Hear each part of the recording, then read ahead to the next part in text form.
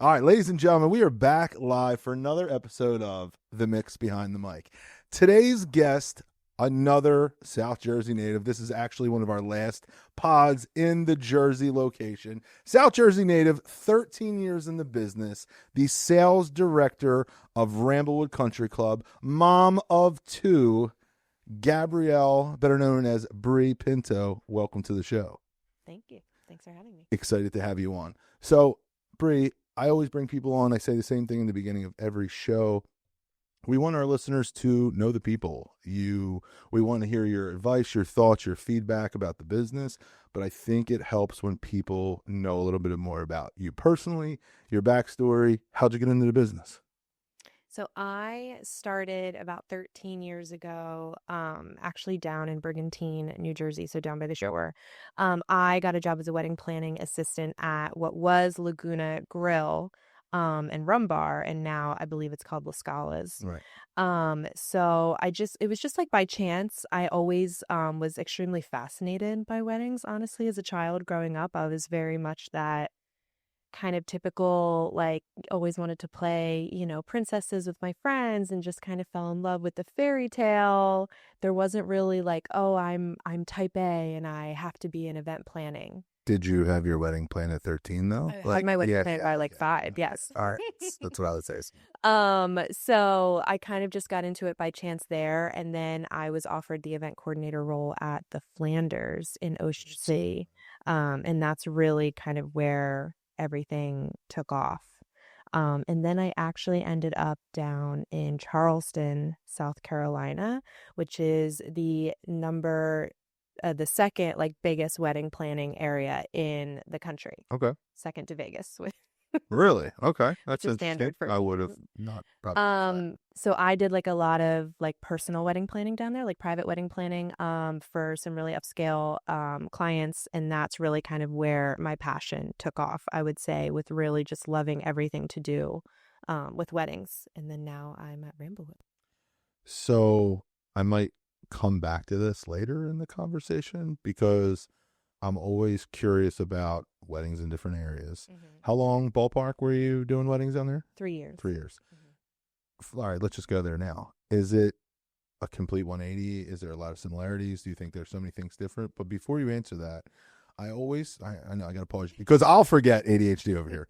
I always tell people, I just assume that we're talking to people in Philly and Jersey. Mm-hmm. And luckily, we have a very wide market where there are people that comment in the South that are like, that's not how things are done around here. So I'm just very curious on any of your input. Sorry. It's completely different. It's night and day difference. I would say obviously Jersey, Philly, PA, New York, it's very entertainment. It's very loud.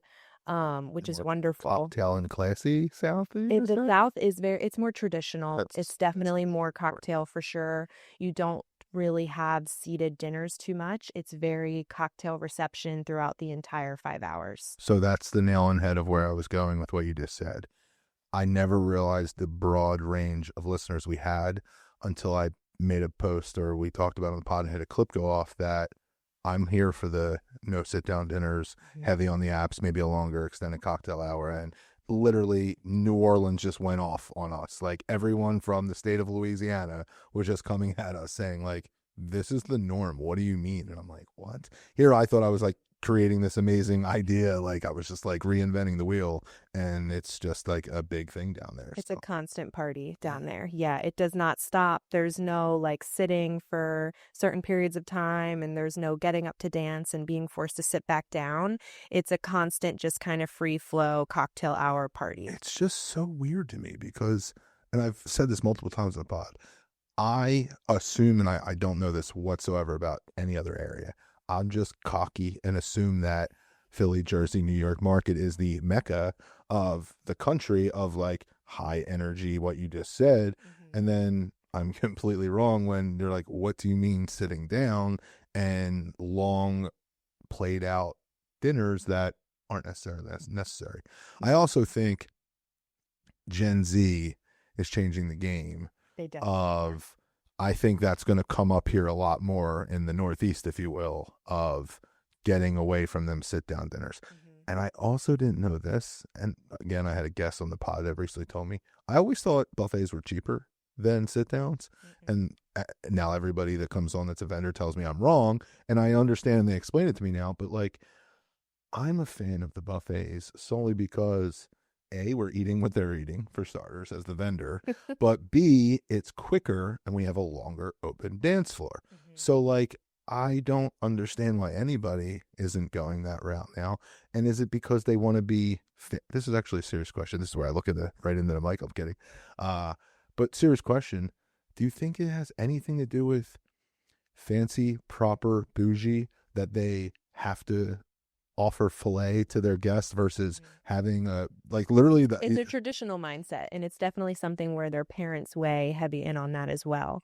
Where sometimes you can see couples come in, especially when they are a little bit younger, and you can almost tell that they don't necessarily want a sit down, but they're easily going to be swayed one way or the other. if they're putting a little Usually, if their parents are definitely paying for everything, then yes, they're going to please them. And some of them don't really, I guess, necessarily care either way. They're just kind of there to have a great time, and they think that they're going to have a great time whether they have seated or buffet, which is true. They are going to have a wonderful time either way. And I think that there's nothing wrong with necessarily having a seated dinner still. Obviously, if you want that filet, that lobster, that more elegant feel, because you can't really have that on a buffet, you're going to have a little bit more casual options. But I do try to listen to the couples when they come in and they're not necessarily dead set on one. I'll kind of, sway them into the fact that a buffet is more of that party atmosphere. And if you are definitely wanting more of that party feel, I would go the buffet route. I love that. Again, 20 years in, I don't know how it took me 19 years to like put that common sense together. Mm-hmm. And I don't know, it's just one of them things where I feel as though I'm so honed in on like, let's get dinner over as quick as I possibly can. And like, for example, I don't know this answer. Maybe I should. We do enough weddings with you. Are you guys calling tables or do you like have DJs call tables? We call tables. Okay, so yes. that's a thing too because You call tables at some venues? sometimes, yeah. I've never known that to be a thing. I would almost say it's like 60-40 as far as them. And maybe not. Maybe it's less than 60-40. Because to be honest with you, I hate doing it for the aspect of I feel like I'm like fire hall, like table 7 and like, but at the same time, if I'm like, let's get this show on the road, in that aspect, sometimes I don't care. But it also comes back to the bride and it goes back to what you said of knowing like what's their vibe and vision. Some people in the interview when I'm doing a consult, if you will, with them, they have a very like, I want to dance. I want to shake my ass. They will be very clear about it. And then we have the final meeting and they add in 17 different things and extras. And we're going to do this. And we're going to do, again, it's your wedding. We'll do whatever you want. Yeah. But when you booked me, you talked about something else. Straight, high energy, getting things overdone quickly. And now you had a year to look at TikTok, Pinterest, and all these other things that you added in. So sometimes it's almost your job in a sense to remind them of what they did initially want, because now they've been swayed by all these opinions by their family and friends over the past year. Literally. That they've forgotten what they truly think is important to them, which when they look back on their wedding 5-10 years from now, they're going to wish that they had originally done it that way. It all goes back to why I started the pod. So many things that I don't think people talk about that are little things, like even you mentioning younger couples, if they're coming with their parents, like choose your battles maybe if they're paying. But before doing this pod 5 months ago, I would never think twice about the sit down versus buffet for starters. And I'm never thinking that, sure, whatever, you want me to get the filet, fine, okay, we'll get the filet. But am I thinking about, I just want to dance and that buffet is giving me an extra 30 minutes of a dance floor? That's at least worth the conversation of, is it important to pick and choose them battles? And that's something I don't think 19 years in the business, I didn't think of this, let alone a 26-year-old that's getting married that's never done this before planning stuff. So circling back though, quick to kind of like buffets in the South, they don't even do necessarily the call to table atmosphere. Stations it's open all stations the whole time, Or It like, is open for much longer than what we do up here okay. around this area. It is kind of one of those things when you walk into the ballroom is ready with all of those tables there. There might be 12 tables around the room with food. So it's enough for everyone to kind of go up to different stations and there not be this kind of line that it creates. So you don't have to do the tables, the calling of the tables. People just go up at their leisure. Hmm. So that's also something that I think that the North should start to. And again, I really think, it's funny because outside of the podcast, I will somewhat talk shit on Gen Z and say like, I hate this generation, mainly for like working aspect of things and stuff like that. But like, I'm loving them for they just They're don't changing. care what Yeah. their parents did or say. And I mean, again, respectfully, I get people have opinions if they're paying for things, etc. But it's more about they don't care what Aunt Stacy thinks. They're just doing things their way, and I'm here for it. And it gets back to the redundant thing I say in a lot of the pods of like, we don't have to play We Are Family in Sweet Caroline in most weddings anymore, and we are here for it. So, Oh, I love Sweet Caroline. you love Sweet Caroline? Love that. Oh my God. I was just gonna like say this is where a perfect cut so I could like read some of this stuff, but let's go in this. How do you love, can we get you to sing a line like No, dun, absolutely, dun, you dun. cannot. What? That is I call it like my fun fact when I go out drinking with friends though. If there's like a jukebox or anything, That's your I go-to? will secretly walk over and I will put that on. Because if you have 50 people wasted at a bar, I mean, you're not you put Sweet Caroline on. listen. You're just a DJ, so you've heard it way more times You're than 100%. anyone else. That's what I was going to say. Like, I'm biased because I've heard it more than anybody in life that's not in the business, but like, that's your You gotta go back to go-to? the basics. It's good. Brings out the best in people. You know, it's funny. If you flip this on me and said, like, what is my, like, secret song of choice that I'm, like, sneaking to the bar? I can't tell you. Maybe before this pod's over, I'll get there. No, Chumbawamba comes to mind way higher than Sweet Caroline. I don't know where Chumbawamba just came down. And if you guys don't know that old song, I get knocked down. Sometimes I got to start singing. Yes. But we still live for it. yeah, that's why I said that gets me way more rage than Sweet Caroline. All right, I'll remember that if it's the bar that you're at. It's so great. I was just looking and I'm like, wait, let's go with this Sweet Caroline. So you married how many years? 3 years. Okay, so 3 years. And in the game for 13. So walk us through that. There's got to be some, you've done it all. How did that affect planning your wedding? Was there anything that from the jump when planning you knew that you were doing different than most just because you've seen or experienced a lot of things? Or it was just like, let me rephrase this because I forgot that you've also had your wedding planned for 30 years now. So it had nothing to do. It was already planned in full before you got in the business. Before he even knew anyone. Right. You didn't meet him or in the business and you knew where it was going down. Okay. But like anything through the process, like, did you know who you were already like in mind for vendors, everything? Like, how planned were you before you guys even had a thought that there was an engagement? Well, before the ring actually got on my finger, yes, I knew exactly who I wanted to use for my wedding. So I did know where you want to get married to?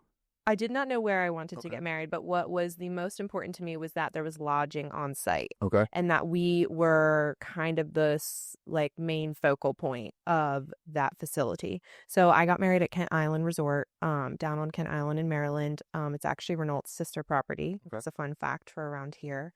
I already knew that I definitely wanted to use a few of the vendors that we have on our vendor list. Can I shout them out? Sure.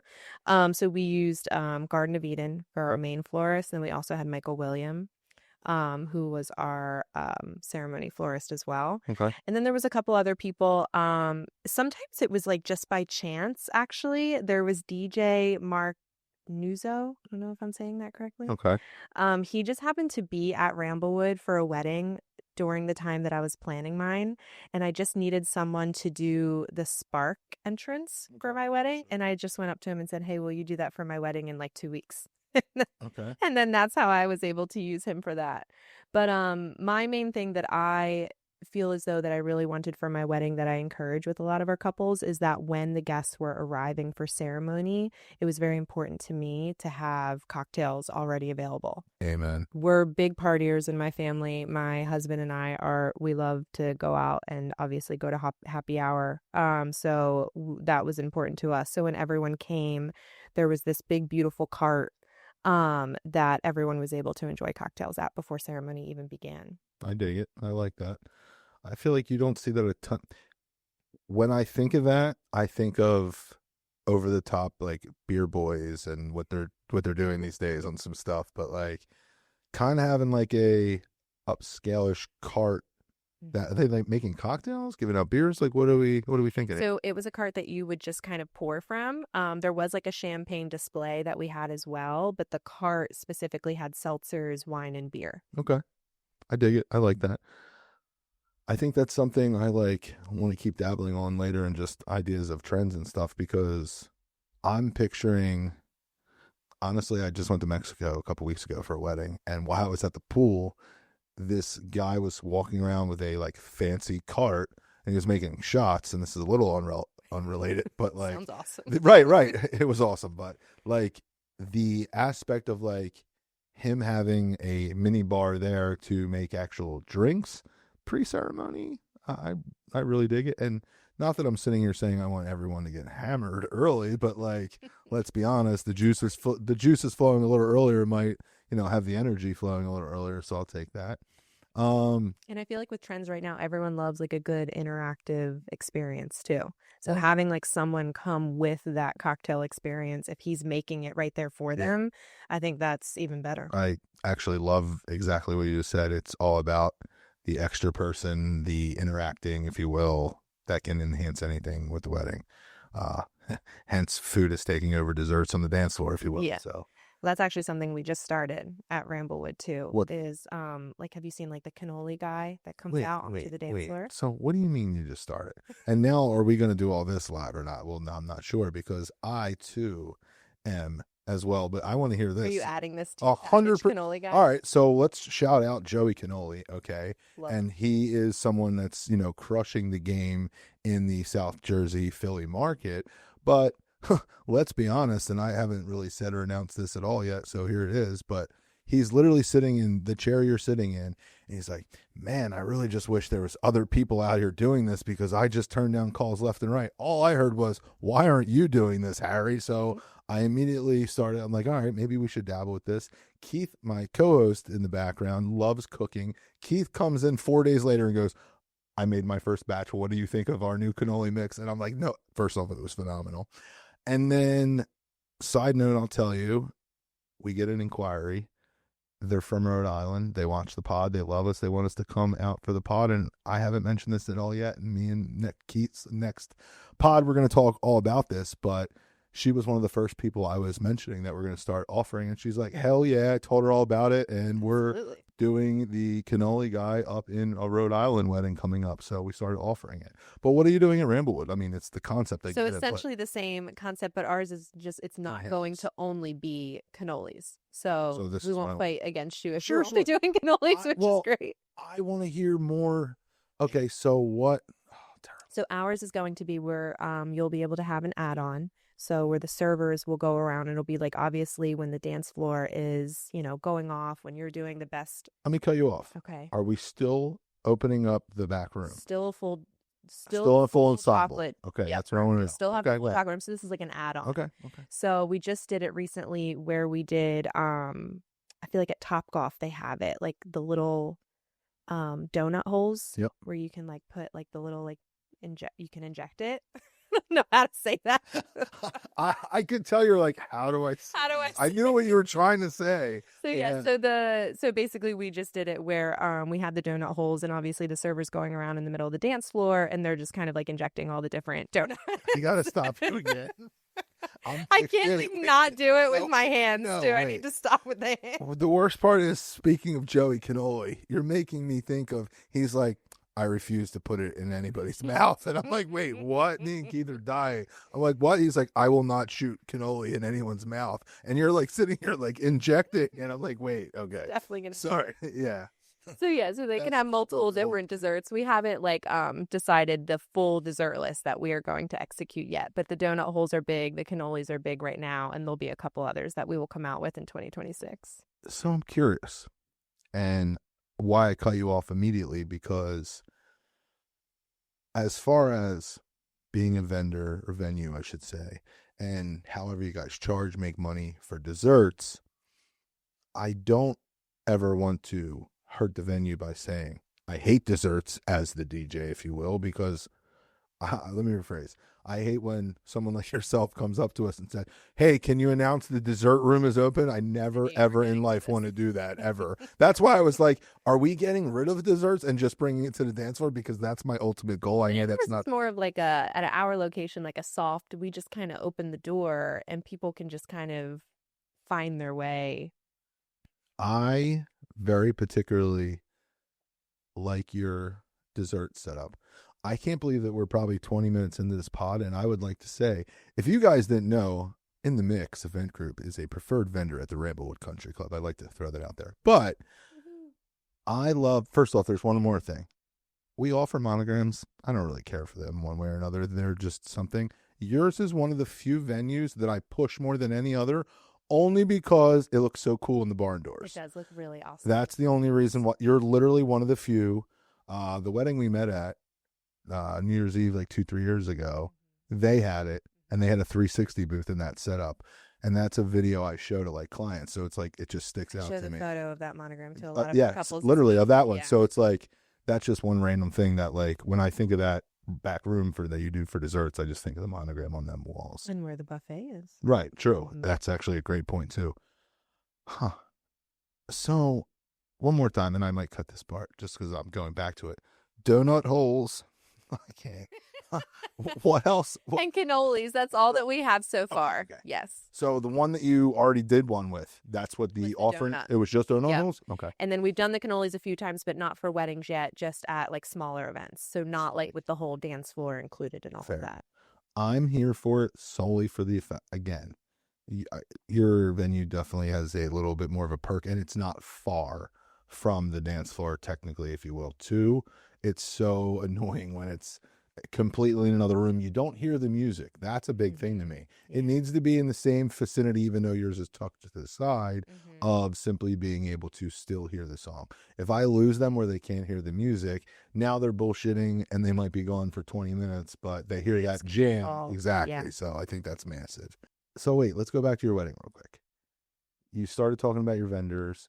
Was there anything that was a hiccup you didn't like? Any catastrophe? I hope not, knock on wood. But there was every catastrophe. No, stop. Are you serious?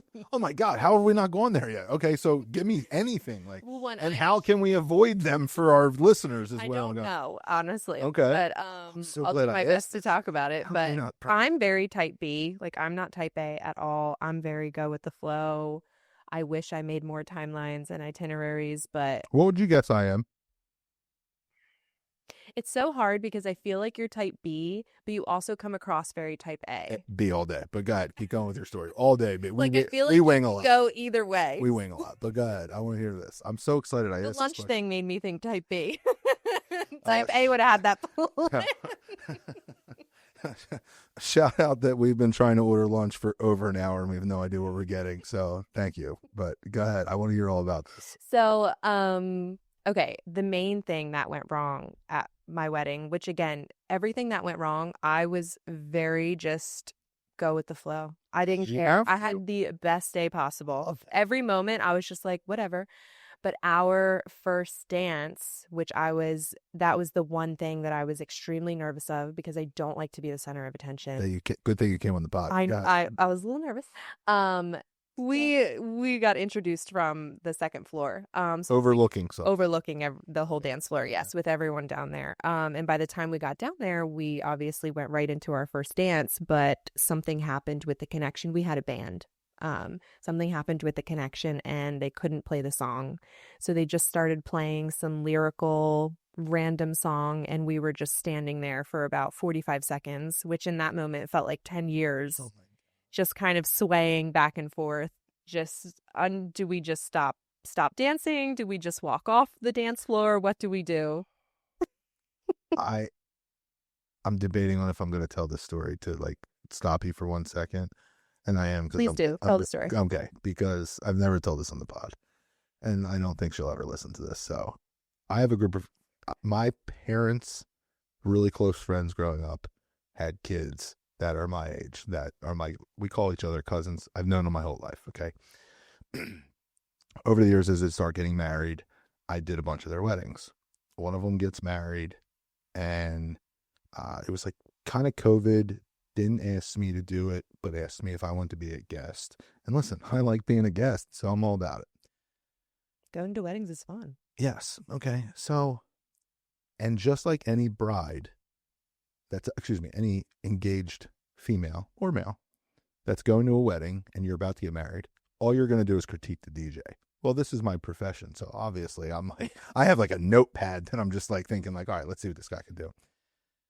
We're going to skip the fact that they're much older gentlemen. We're going to skip the fact that one of the two guys worked for me 10 years prior and tried to fight me in a bar. We're going to skip all that. We're not even going to get into that. But this takes me to, I'm like, all right, here we go. So they come in, intros are a little, if you will, but I'm just being me. And the DJ says, all right, the couple's going to do their first dance as husband and wife to the sweet sounds of Billy Joel. Okay?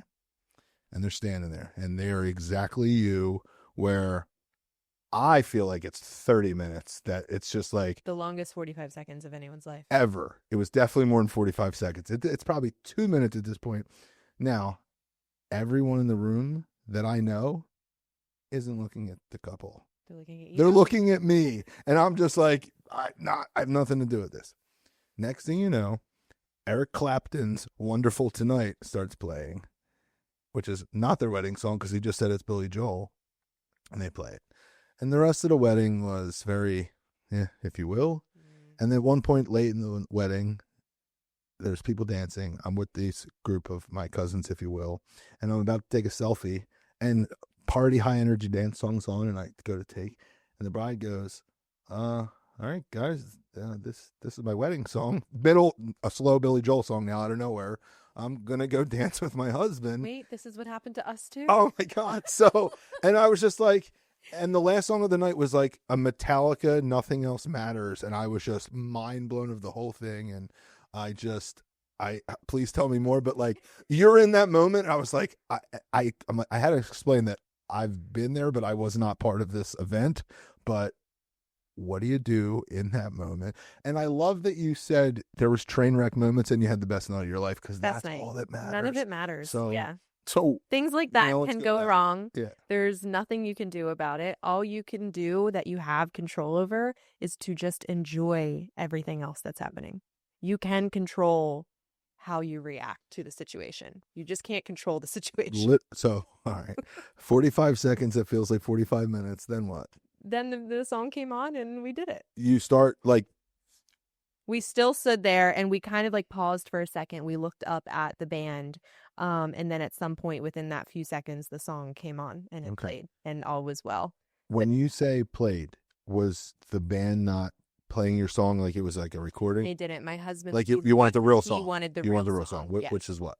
On the spot. Black by Dirk Bentley. Okay, I was going to say, you better know your wedding song on the spot. I was going to call you out. That's all he got. That's all he got. Listen, I get that. That's fair. So I really didn't remember it for a second. But no, it was a wonderful song, but he wanted it specifically to be the original play. Listen, yeah. No, and to be honest, I listen, band or DJ, it is what it is. But we had both. But I think there is something massive about playing some originals for whatever reason, whether it's an old school Frank Sinatra for your old school family and not a band playing it, or you want the original for your first dance. I think it's very... My dad really wanted like some old school Frank Sinatra, so the band was all my dad, which I was fine with that. Cool. Anything else worth? You said that's massive the train. Biggest one, okay, for sure. I mean, which obviously was huge on us. There was just so many other things. I mean, it was a semi-destination because it's about 2 hours from where we are. So an area that I'm unfamiliar with. It was also in, what was that? People were traveling. Yes. So it was also in September. It was the week after Labor Day. So it was still like very much like beach traffic because it was a beach town. Sure. So we had three different shuttle services or three different shuttles that were going beyond all the different hotels that we had. One shuttle just didn't, it just never showed. Yep. So that whole hotel of people just had to really quick book it to the wedding venue. They all made it on time. The other shuttle was extremely late, and then there was a ton of traffic. So I had people texting me like pictures of the fact that their huge bus was going 70 miles per hour over this huge bridge. Nice. So pretty much just the one shuttle didn't show up. We were adamant on my husband only wanted, he drinks Captain, and that's what he wanted. Yeah. But they didn't serve that at the bar. And then And it was discussed. it was absolutely discussed multiple Like times. this is what he drinks. This is all. Because of me being in the industry, I just so happened to go online a few months before the wedding to just look up at what their new packages are, because it was a brand new venue. So I knew when we booked, it was a very kind of just like quick package that they put together. Well, I noticed on their new packages that Captain was no longer included. So I made sure to mention it. I made sure it was part of the event order, but there was no Captain Morgan. Terrible. And I'm the same boat. I like enjoy Captain. It's a acquired taste. It's obviously it's a what's it? A spiced rum, if you will. So yeah, that's terrible. It wasn't, that was his one thing, is that he wanted Captain Morgan. And so those were kind of the three big things. And there was just like a bunch of other small stuff. But again, it's just one of those things you just kind of have to go with the flow. Oh, I built I had Garden of Eden build this huge like cake canopy. So basically our cake was going to be swinging from ropes, which I understand is not standard. So I did walk in as the cocktail was ending. I walked into the reception space and I saw that the cake was not. You're like, why is this not swinging from the rooftops? And I looked over and I could tell the staff they were nervous to put the cake onto the canopy. And I literally said to them, they're like, yeah, you're gonna make that first push. I was like, I have so many people here from Ramblewood who I will happily ask them to put the cake on the canopy if you would like. But awesome. No, they ended up doing it themselves. Do we have video of this? I have a picture of it for sure. But I don't have a video of them putting it on. Yeah, that's what I mean. I do have a video of my husband and I using that canopy as like a fun, we called it our sex swing at the end of the reception when we were wasted. That's awesome. I've never seen anything. Listen, my favorite things are when someone comes on and tells me something in 20 years I've never seen or heard of. Two things on the bingo card today was not sex swinging and swinging cakes. That's awesome. Always something fun to add.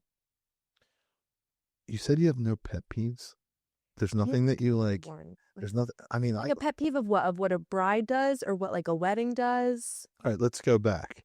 Okay. Because I said, what's one or two things that you wish more brides knew when planning their wedding? Is there anything? I think when I bring on venue people, I try to say venue, not vendor. I think there's massive where it starts with you. Mm-hmm. Like you are, some places they walk in and it's an empty, canvas, if you will. But like, is there anything that sticks out that you were just like, this is one of them times, like, can you look into the camera and say like, I wish brides knew more this when booking their venue? The only thing I really wrote down for what I wish they did was just stop doing DIY. But I can talk about that if you want. But I feel like there's so many things that I could think of, but like on the spot, it's always so hard sometimes. Well, DIY, I feel like is so. A part of me feels like it's completely in. Mm-hmm. A part of me thinks it's inevitable to not have some sort in 2026. Yeah. Again, it's impossible. Listen, like I'm in the business.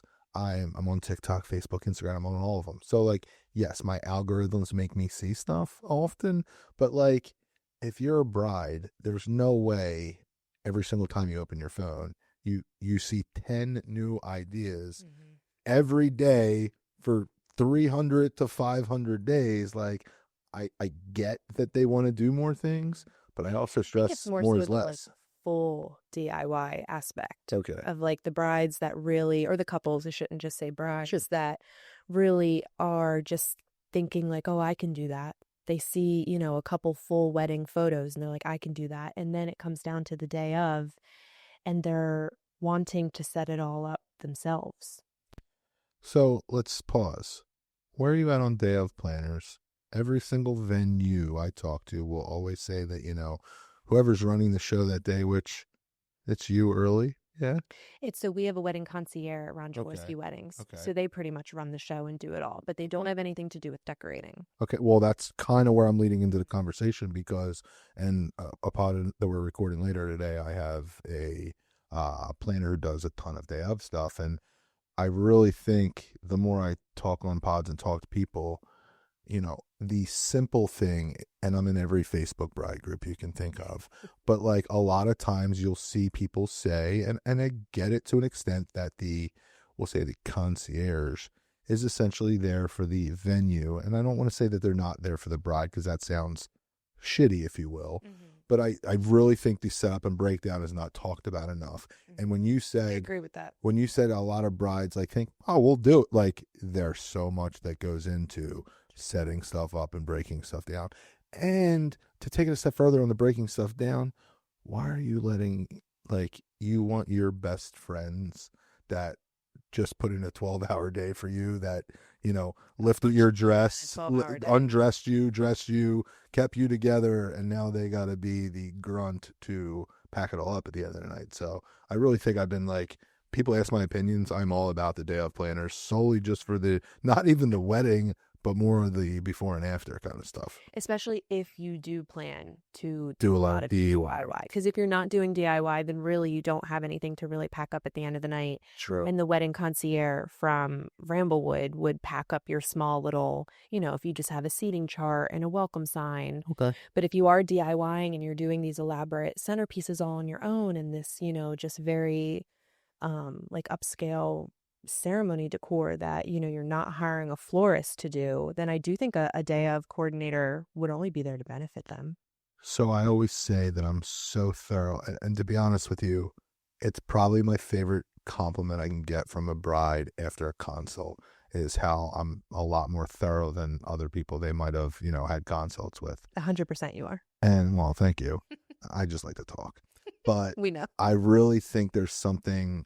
Again, I think I just learned something specifically in this conversation where, I now push day of planners. But does it make sense of if they're not doing a bunch of DIY stuff, where's the line? So it goes back to, I said this earlier in the call, in the call, like we're on the phone.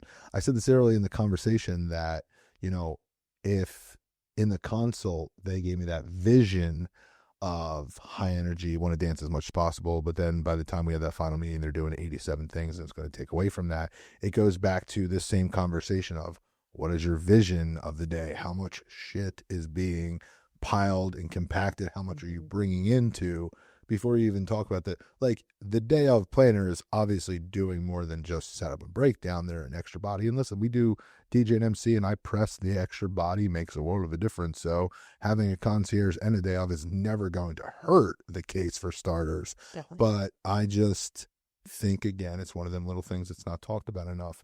If you are bringing a bunch of stuff in, people just think, lots of people type B like us are going to be like, yeah, we got this. You know what I mean? I have no idea what happened at the end of my wedding. Right, I don't know who did everything. Right. So I definitely think that's a definitely good plug on if you are doing a DIY, keep that in mind. I think it's just good to be prepared as well. Yeah. Like you said, you don't want it to fall on your best friends who've been there since potentially 7 or 8 a.m. And they're all wasted now. Yeah, literally. So if these things are sentimental to you, they might break or, you don't know what's going to happen. How many times do you also see at the end of the night, and I can picture this, where there's so much stuff and it's going in 7 different cars and there's is it a bus or people drinking? Mm-hmm. Some went there.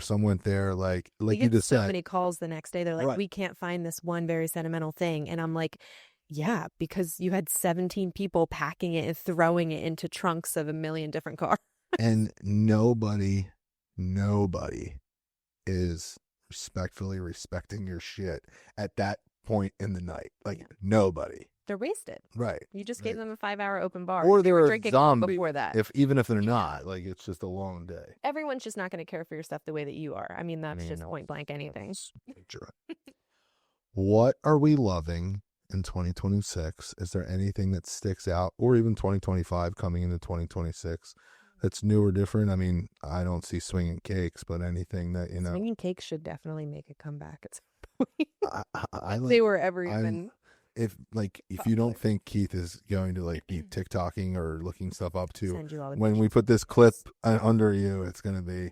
I would say for 2025 and 2026, how we talked about earlier with Gen Z, like I'm sure you've heard this, but the authenticity. I mean, they are just not doing what their parents and their grandparents did. They want it to be all about them. So I feel like kind of removing maybe even just so much of the signage, so much of the stuff that just says like, welcome to, Harry's wedding. They're making it a little bit more about them. But also, if you've seen this, color is finally making a comeback. Just in general. Just in general, bold, vibrant color, not the whites, not which there's nothing wrong with that because Sure. obviously at Ramblewood, if anyone sees Ramblewood, it's very just clean. It's very all white, which I'm obsessed with. But people are taking risk and they're doing a lot of moody, bold color. I like risk. I love that as well. In 2026, I think that people, like we've talked about, we touched a little bit on, they are looking for interactive.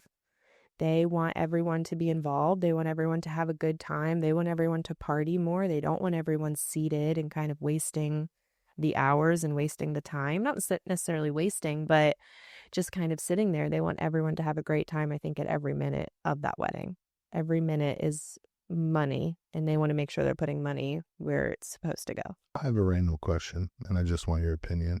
And I like putting you on the spot because this is not something we write down. Do you think, or what percent do you think people are doing it solely for the gram?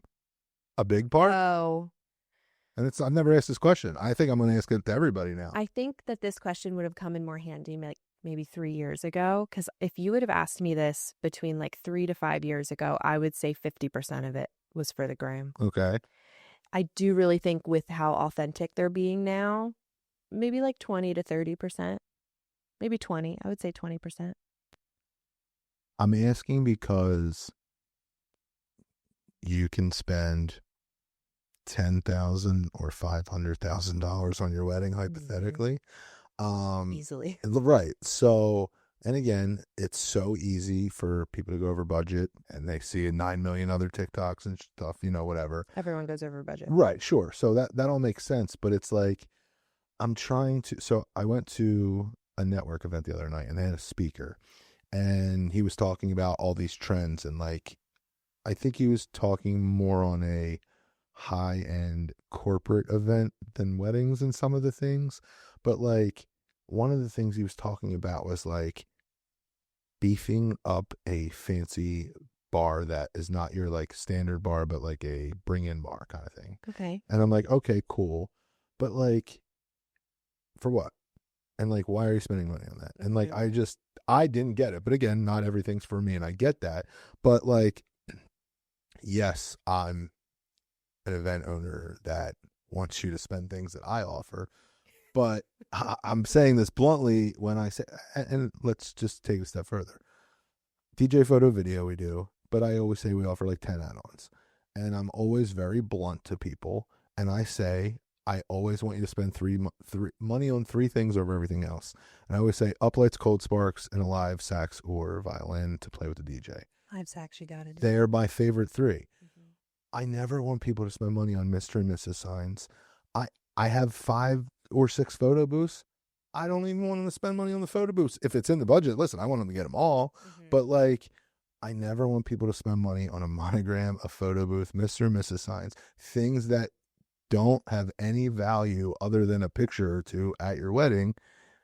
Spend the money on things that are going to enhance the vibes. And that's where, obviously these are things I offer, but like, well, the sax and the violin, that's an experience. And this is Cold Sparks is also an experience. This goes back to everything you were saying with authenticity as far as doing things their way. But I think the main focal point is experience and vibes. And I was like, I'm in this meeting the other night, and I'm just like, not saying the guy was wrong. We were just talking about 2 different apples and oranges, if you will, with corporate stuff. but people are spending dumb money on different things for their weddings because they saw the stuff. And this goes back to my question of like, did you spend that extra $5,000 on X for the gram and you didn't get the sax guy? Because let me tell you, there's going to be a massive difference. We're doing another pod after you today, and this guy, Raf Rodriguez, shout out to Raf. I haven't even met the guy yet, personally. We've been doing weddings for almost a year. I'm so excited to meet this guy because I see all these videos from my team that he's literally, we have a video of him, they're doing a limbo, and he's literally playing the sax going under the limbo. Like, this is awesome. I had that. So like experience. Under the limbo. Yeah, it's just an experience. So I don't know. I feel like I'm going to start asking people of what do you think of, is it for the gram? Because I would imagine everyone's going to have relatively the same answer. It's definitely a lot for the gram, which is unfortunate.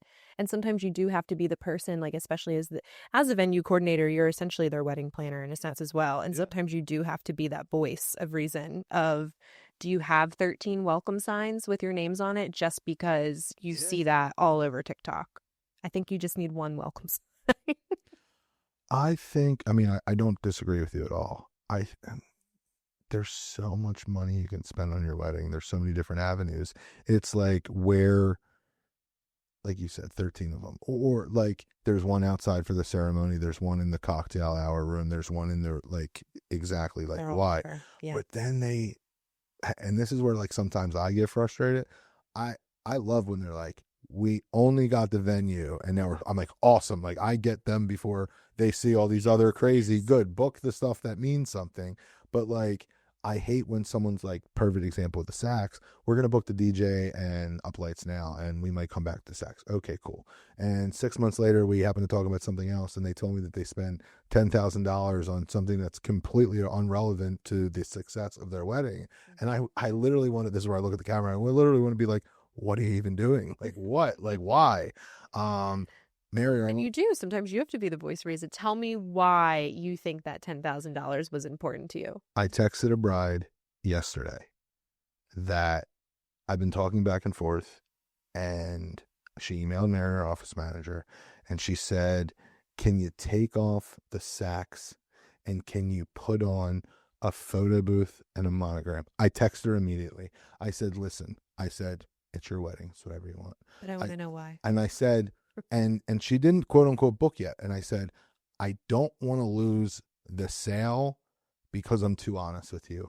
But I said, I almost don't want to let you do what you just suggested. Mm-hmm. I said, I promise you on everything on this God's green earth that, and the numbers weren't all that different in what they were doing. It was, the sax is a little bit more, but like, it's just not even on the same playing field. And again, a lot of people get photo booths for their wedding. Mm-hmm. And I always say that I'm cocky and then our guys will get them right back out. But the photo booths still take people away from the dance floor. Mm-hmm. The sax brings people to the dance floor. Yeah. Like it's just, and we're in the business that we see it and it's so clear as day that, again, this is why I do. To us, we're like, oh, trust me, you're going to have an amazing experience with that. It's not even, like now, she responded back and said, well, I'm so thankful for your input. I'm going to talk to my fiance, let me know. I'm literally texting her when we're done this call now because now I'm just curious of like where her thoughts were. But she might be confused too. This sounds like she was influenced by friends and family. And that's always sometimes the hardest part of that. And like here, it's so bad because I want people to spend all the money with us, let's be honest. But like, I can't believe how much I downplay photo booths sometimes because to me, maybe it's just because I've been offering them for 15 years. We see it at every event. Right. And again, it's, if you have the budget, get a photo booth. I'm here for them. We sell them. Yeah. But like, I literally put it at the absolute bottom of the list of like what I'm getting at my wedding if it doesn't fit in the budget. I didn't do a photo booth for my wedding. We did the band with the saxophone and all those little live entertainment upgrades first.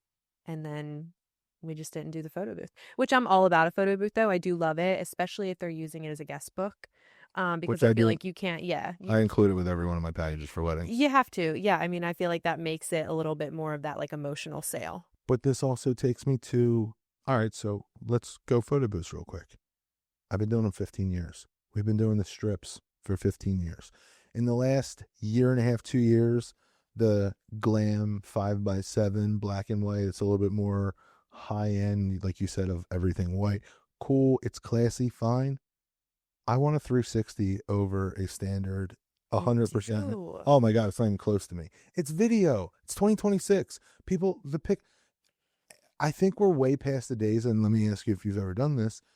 Are we still putting the photo booth strip on the fridge? I don't think they are. I think, what are they doing? Watch this. I'll tell you what they're doing. Throwing it away. No, they're walking to the back to the table. They're taking a picture of it on their phone, and they never see it again. This is very true. I've The done that 360, you're posting it on Instagram or Facebook. Mm-hmm. Way more. I mean, you still might do that with the strips, but I don't know. I just think they're more. It's different again because you can't really do the guest book with the 360. So I guess, again, it depends on how they're utilizing that photo booth and what's important to them. I love the 360 just because, again, it's like almost that interactive vibe where it gets people like laughing and giggly, and it's kind of like a fun moment. It's an entertaining moment. I also think, and I'm going to make fun of you real quick because I get so, watch this, hear me out.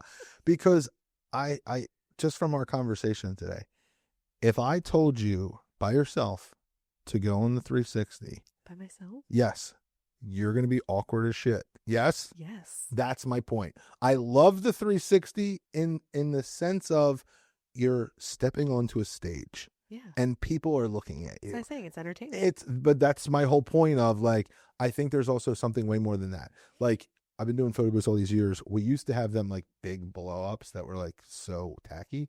But people went inside of it. Mm-hmm. What you did enclosed, maybe people got a little crazy.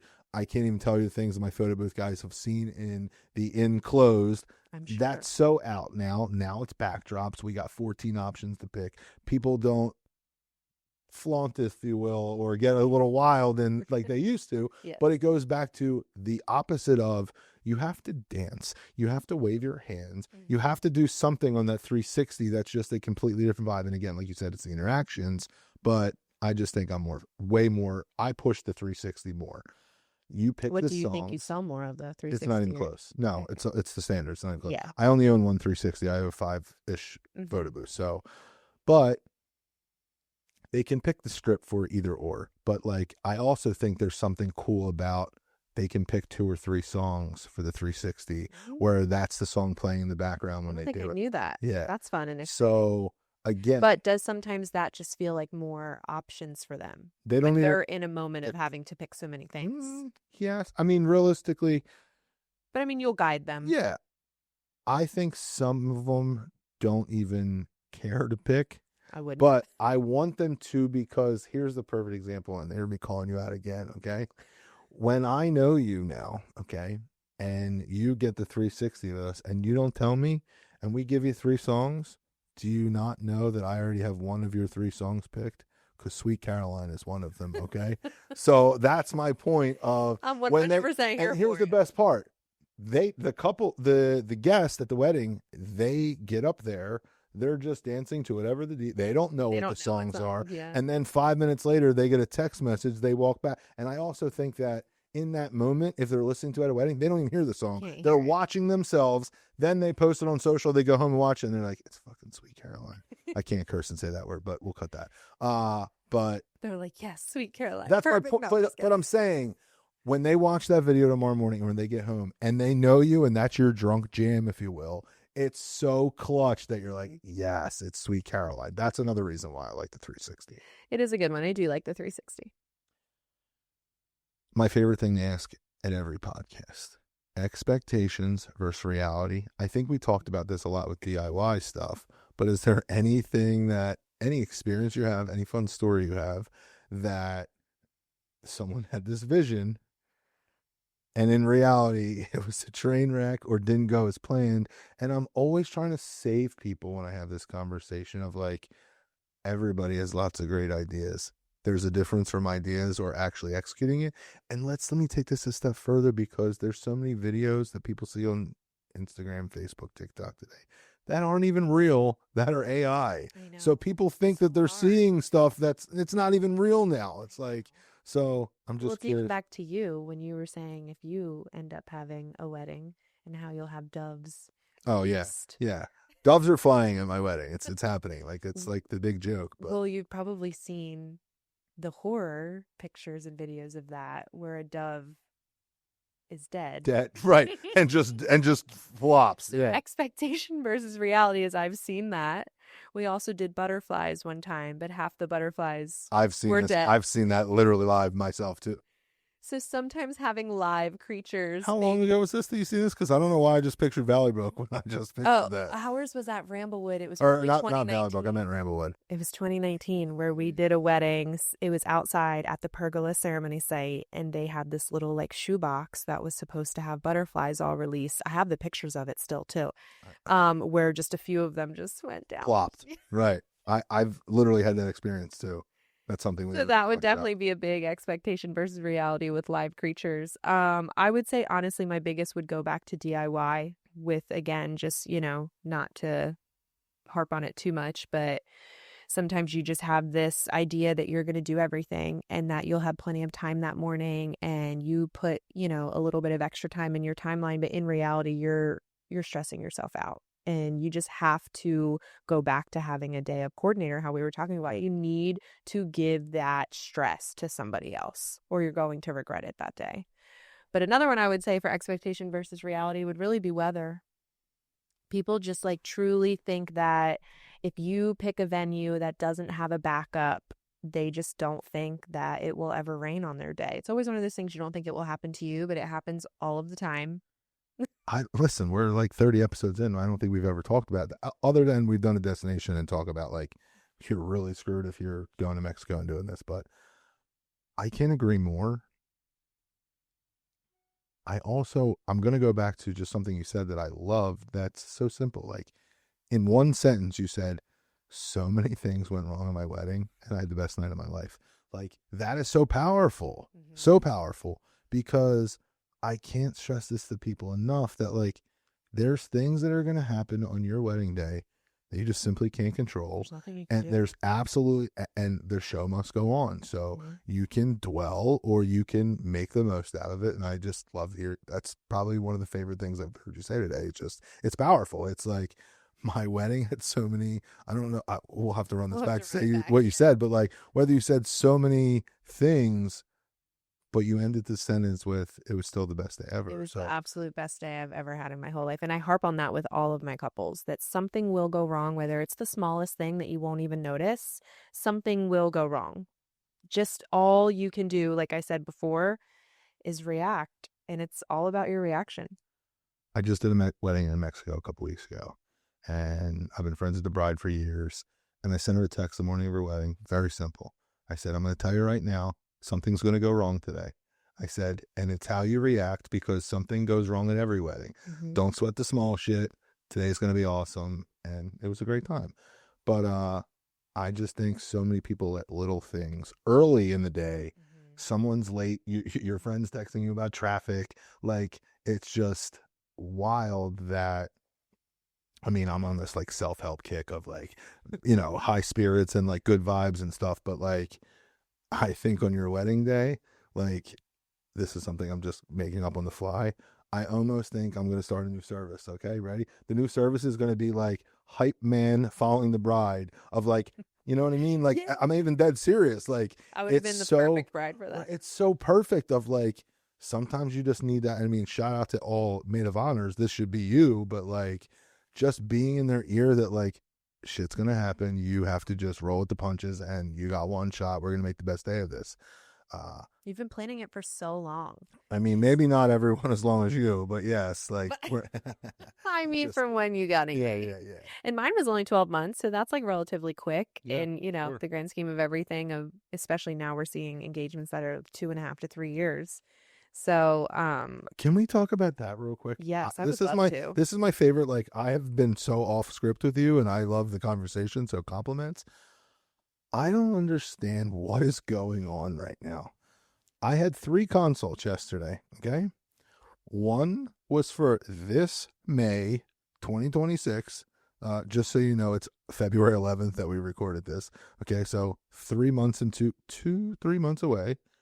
I had one for November 2027 and I had one for June 2028. I have no idea what the hell is going on. Mm. So, and they're all on the same day that I'm having these consults. So when I'm like talking like timing, I'm like, I just keep reminding myself that like, Wait, when's your date again? yes. And I'm just like, how are we here? It's I just had my first inquiry for 2030.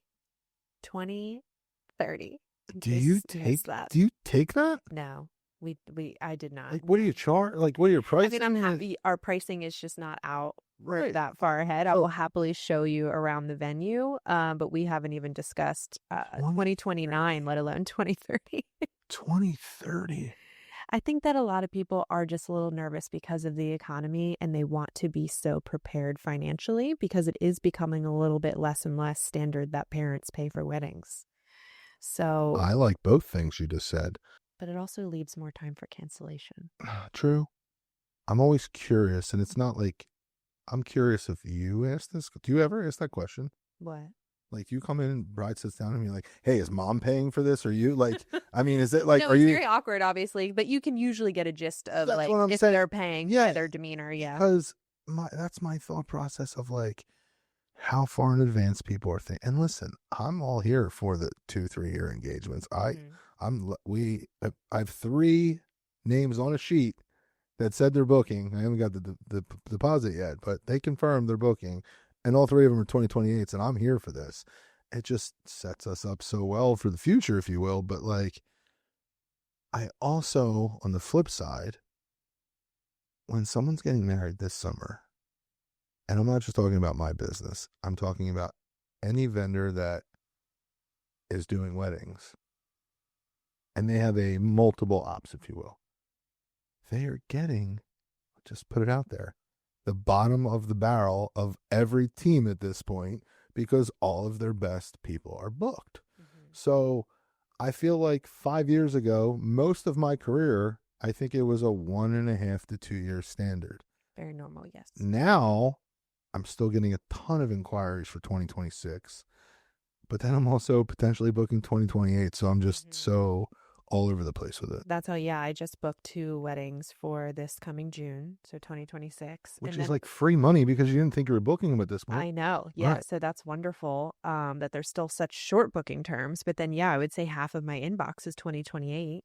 So, and like fall of 2028. So over 2.5 years. Right. Yeah. It's very, So very wild to me. 2.5 years, I would say, is like a normal booking rate right now. That's so wild. It is. I just booked one on Friday for April, this April. Wow.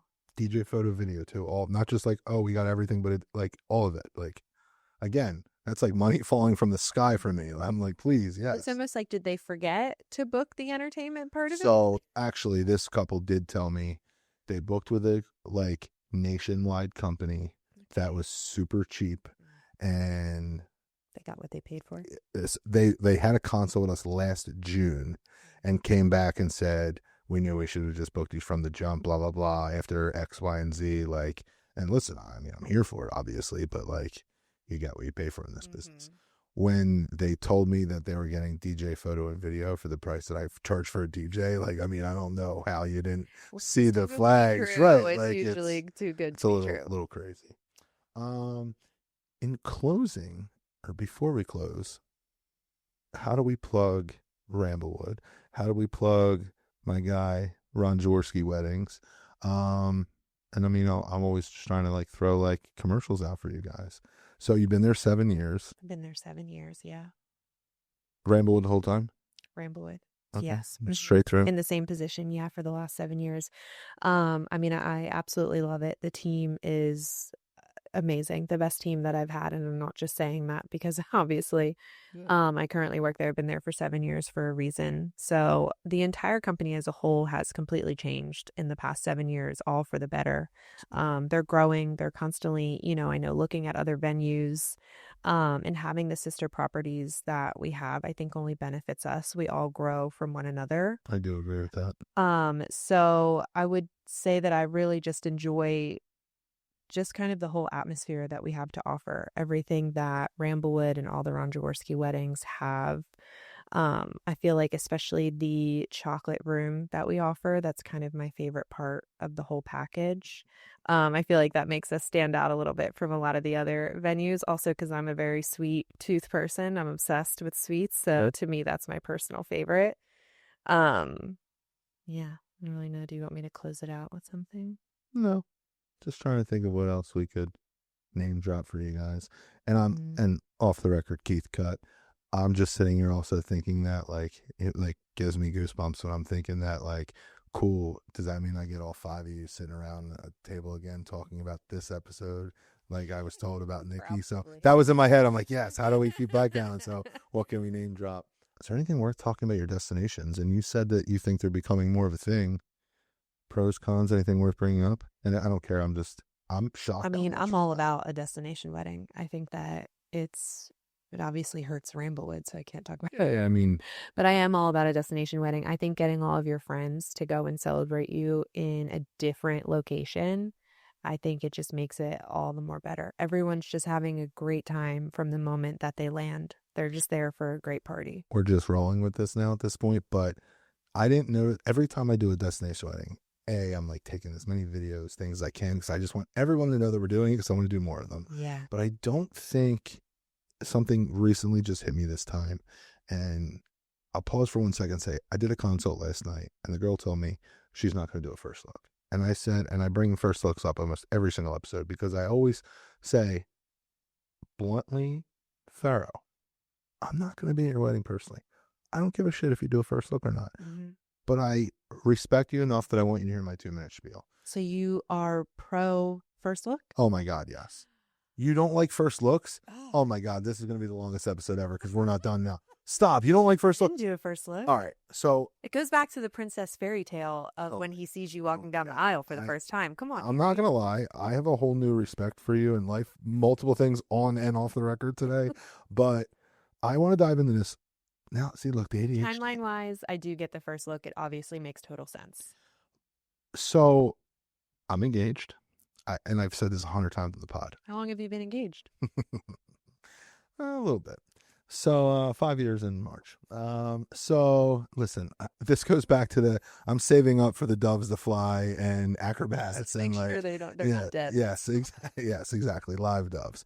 But the reason I brought up the first look, and we're going to go back to this, is, and first off, I'm going to pretend that all the faithful people that have listened to 27 episodes straight of us haven't heard me talk about the first look, but I want to hear yours before I give you mine, because anyone that's listened already heard me say it 25 times, but I want to hear your take on it. Well, there really is something about that walk down the aisle. I'm just a huge believer in that should be the first time that the groom or whomever should see the bride walking down. Okay. So walk me through, let's just do your wedding, okay? Okay. You waited. You did a ceremony. Mm-hmm. Then you go to do pictures. Mm-hmm. Did you get to your cocktail hour, and how long were you there? So I personally didn't care to go, as much as I would love to go to the cocktail hour, because that is like one of the most fun parts. I really didn't care in a sense. So we took our time with photos. We did join, I would say, like the last 15 to 20 minutes of cocktail hour. I do have small regrets because I don't feel like we got as many photos as I would have liked, because I was so go with the flow and really just living in the moment that I was like, I think that was enough photos. I think we're all good. Okay, go ahead. So we did join like the last 15 to 20 minutes. Then you go intros. Mm-hmm. Then you go first dance, parent dances, formalities. Okay. And this is where I stop everybody that's so gung-ho on this, because here's my question to you. Okay. I tell people all the time, there's one reason only why I push first looks. And it's because I want to know, after you went first dance, parent dance, intros, do you now go table to table and say hello and thank you to people? Absolutely not. Okay, so Aunt Karen that's been at your wedding 100%. For 3 hours. Listen, I'm okay if this is your thing. I'm huge on the fact that you do not need to see and talk to everyone. Okay, so this is the banter I'm here for. I stress the only reason you do it, not the only reason. Some people will say you want to be there for the food, you want to be there for the pictures, the interactions, most fun. Some people 100% want to be a part of the entire cocktail. You want to be with your person that your nerves are so crazy 2 hours longer on your wedding day. I also think that's a great point. It's irrelevant. Did you do your own vows?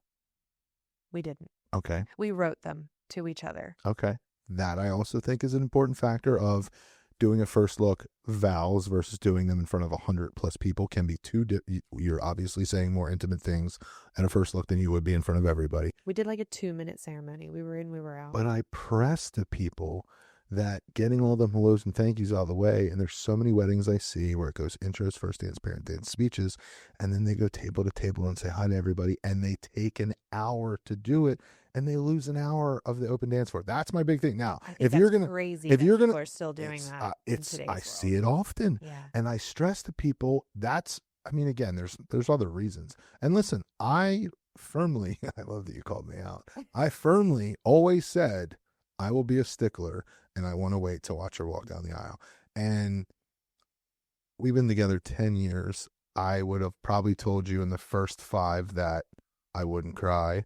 And then I became a dad, and now I'm You'll a complete absolutely no. cry. Now I'm a sap. Now I cry over dumb shit. Okay, I could have cried about the story I told you about my kid and his Valentine this morning, but now I also feel like, do I get them nerves out of the way early? Because I do agree. Listen, I think the nerves will still be there either way, whether you do a first look or not, just because fair. all eyes are kind of on you. Which I love, actually. Most don't like it. I'm like, yes, everyone's looking at me. I do. I love it.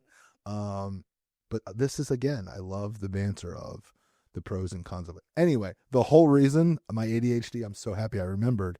I brought this up because when I was just in Mexico a couple weeks ago, that's something that I didn't think about or hone in on before, is that you can be so in the moment at your wedding, at a destination wedding, because people are there for 3 or 4 days. Mm-hmm. Take it a step further.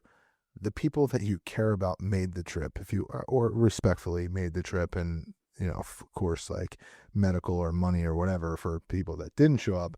But I stress on them getting them the lows and thank yous out of the way, and I love your just YOLO F them people, and I'm here for that too.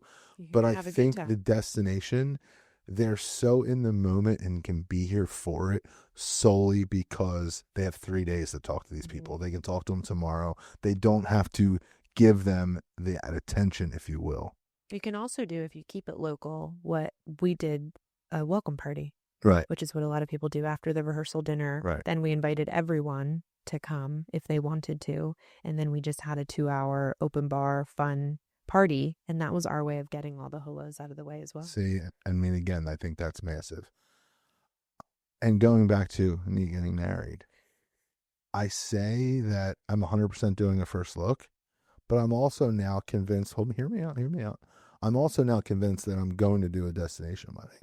And if I do a destination wedding, I don't have to do a first look because I don't have to have that big thing that I told you about. My fiance also has a lot of anxiety, and I do think me seeing her sooner in the day will make that drastic. Help calm her a little. I do think that's massive, but that's a story for another day. Might be on my 2026 to-do list, is to convince you not to have a first look at your wedding. Okay. I think. Well, when I start looking at venues and lockdown, I'll give you a call. Yeah. Bree, appreciate you coming on. Thank you so much. Second on the show of our Ron Jaworski crew. I hope we keep getting more on the crew, including the man himself, and we're going to get there later. But seriously, work on Ron. We are going to work on Ron. Appreciate you coming in. I'm super excited and grateful to be part of the preferred team at Ramblewood, and can't wait to see you at another one soon. Thank you so much. Thank you for coming on. It was great to be here. Awesome.